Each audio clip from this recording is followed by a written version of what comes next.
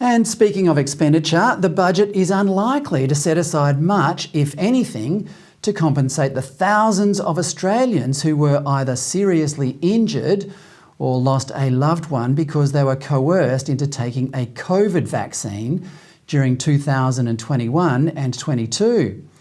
As I reported a couple of weeks ago, Queensland Dr Melissa McCann has filed a class action lawsuit in the federal court against the Therapeutic Goods Administration for negligence in allowing the vaccines to be administered. Hundreds of victims are associated with the case, but Dr McCann says the total could one day be in the tens of thousands.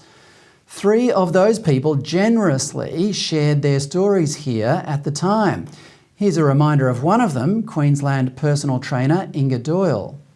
I was not in a very good way. I ended up with complete organ failure. I had no kidneys, no liver, no bowels, no saliva in my mouth. I was basically hooked up to machines to keep me alive.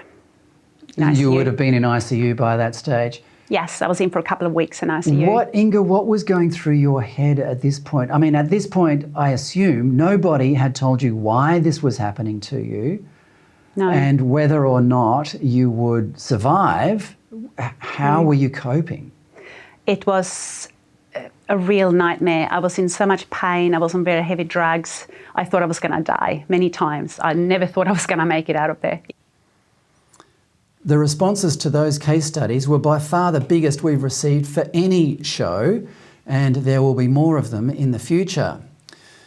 Whatever rabbits Jim Chalmers pulls out of the Treasury's hat tonight, it won't alter the fact that Australia will never progress as a nation until it analyses how things went so catastrophically wrong during the COVID pandemic, lockdowns and vaccine mandates, and those responsible for it are brought to account.